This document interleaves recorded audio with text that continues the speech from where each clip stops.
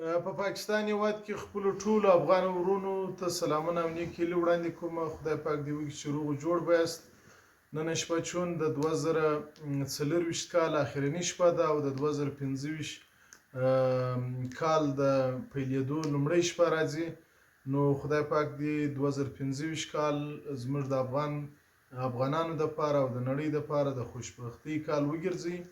نو زما د ویډیو کلیپ په هدف دا دی چې ځینې مسایل زموږ د افغان کډوالو دا اوس په څو ورځو کې پیل شوي دي چې هغه زموږ د خپلو افغان کډوالو د ناپوهۍ د وجې چې مقصد موږ د ځینو خلکو په خبرو کې راځو. موږ افغان کډوالو ته پیښ شوي دي چې زه د مثال په توګه هم تاسو ته وړاندې کوم. هغه دا دی چې ځینې افغانان ځینې کسانو په دې نامه باندې خطاباسي چې موږ تاسو ته مرستې درکوو، خاص کر هغه افغان کډوال چې په کیمپو کې نه دي، په لیرو پرتو سیمو کې یا پر دغه کمې برمې چې دي یا کم د خلکو د کرهڼې ځایونه چې دي د ځایي خلکو هلته دوی پر برمو ورسره پراته وي، د بزګرۍ په توګه کار کوي، یا نور کم چې په ښارو کې میشت وي، په زموږ د لوکل ورونو یا د ځایي خلکو سره په کلو کې یا بانډو کې میشت وي. ځینې خلک په دې نامه باندې چې موږ د یونیسیار کسان یو یا د کومې ادارې کسان یو یا د IOM یا مختلفې انجوګانې چې دي په هغو نومونو باندې د ځینو خلکو څخه پیسې اخیستې دي چې موږ تاسو ته مدد ترسره کوو، یا کوم هغه افغان کډوالو سره چې یونیسیار په کیمپو کې د سولر سیسټم د ورکړې مرستې کړې دي په هغه نامه باندې د خلکو څخه حتی 15,000 روپۍ اخیستل شوي دي او ځانونه یې د یونیسیار کارمندان ورته ښودلي وو چې بیا وروسته پیسو سره خلکو نمبرونه بند کړي دي او درک یې نشته. او بل ځینې کسان پر سوشل میډیا باندې د وکیلانو په نامه باندې خلکو ته غلط معلومات وړاندې کوي چې ستاسې پر ماجر کارت باندې تاسو ته پاسپورټونه جوړیږي یا نور کم مراعات ښودل کیږي چې تاسې افغان کډوال ته دا درکول کیږي یا موږ تاسې کیسونه اخلو یا تاسې ته کارډونه درکول کیږي. نو زما د ویډیو کلیپ هدف هم دا دی چې دغه زموږ ټولو افغان کډوال که د پاکستان په هره صوبه، په هره ضلع، په هره سیمه کې میشت وي، دغه ویډیو د لارې زه تاسو ته دا پیغام درکوم چې زموږ ستاسې مسله چې ده هغه نه د یو انجو په لاس کې ده، نه د هغه د یو اشخاصو یا د نفرو په لاس کې ده. زموږ ستاسې مسله چې ده هغه بین المللي مسله ده، هغه د پاکستان، د افغانستان او ملګرو ملتونو په درې جانبه پریکړو پر اساس باندې که موږ تاسو ته وخت راکول کیږي یا موږ تاسو ته مراعات راکول کیږي یا موږ تاسو ته ګټه رسیږي یا تاوان رسیږي، د دې درې جانبه پریکړې پر اساس باندې به زموږ تاسو مستقبل معلومیږي او زموږ تاسو سره به کومکونه کیږي. دا کم کسان چې پر سوشل میډیا باندې د وکیلانو په نامه باندې ځینې په مختلفو ژبو باندې خبرې کوي او خلکو ته وعدې ورکوي یا خپل نمبرونه ایشو کوي، خاص کر پر ټیک ټاک باندې، ورونو د دې خلکو په خبرو کې مه راځئ. دا هغسې اشخاص دي لکه تیر وار چې تاسو ته کارډونه جوړول 6,000 روپۍ یا 10,000 روپۍ یا 20,000 روپۍ درڅخه اخیستلې، بیا هغه کارډونو نه ارزښت درلودی، نه هغه کارډونه د اعتبار وړ وه، نه دفتر و، نه بله و، نه بله وه، بیا هغه چې د هغه مخنیوی وسو.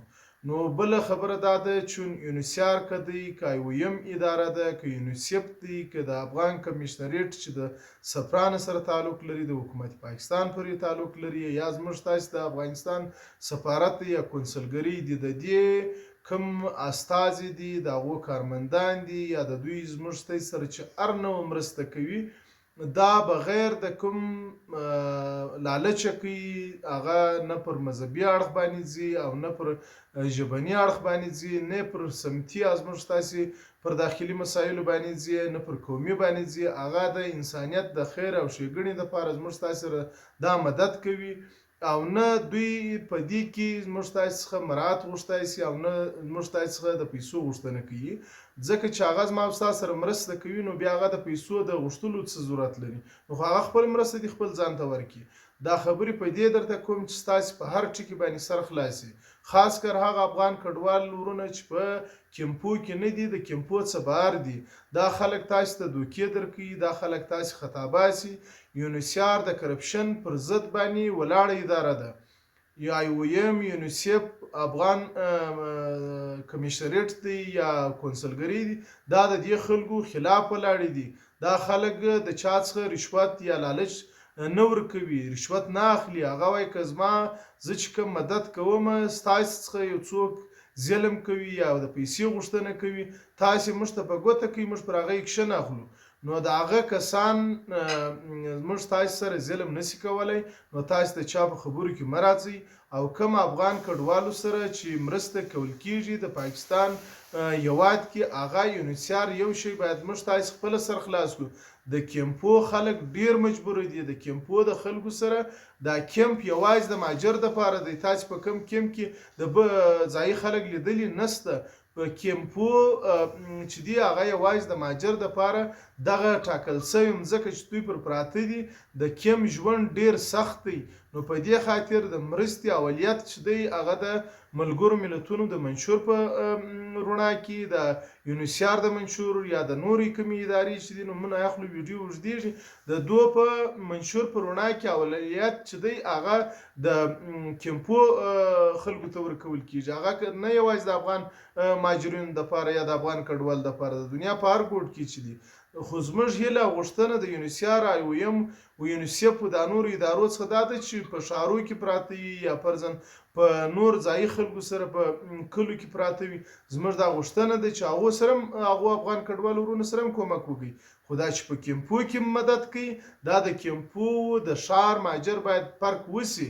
او یونیسیار یا IOM یا بل څوک چې کوي هغه د کیمپ اولویت کیمپ ته ورکول کیږي.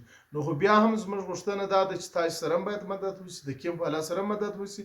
خو دغه خلک چې کومې خبرې کوي یا د جرګې په نامه چې خلک خطاباس پیسې ځینې واخلي، یا د پلانکي کارت په نامه باندې، یا فرضاً د هغه رقم چې زه تاته څه موسم مخکې په کیمپو کې خلکو ته سولر ورکړل یا د سولر سیستم د برق سیستم یې ورکړي چې موږ تاسو ته هغه درکوو. دا اوس موږ خبرېږو چې په پښین ضلع کې 15,000 روپۍ د ځینو خلکو څخه اخیستل شوي، اوس هغه خلک ورک دي، پیسې ځینې یوړلې. نو د دې خلکو په خبرو کې مه راځئ.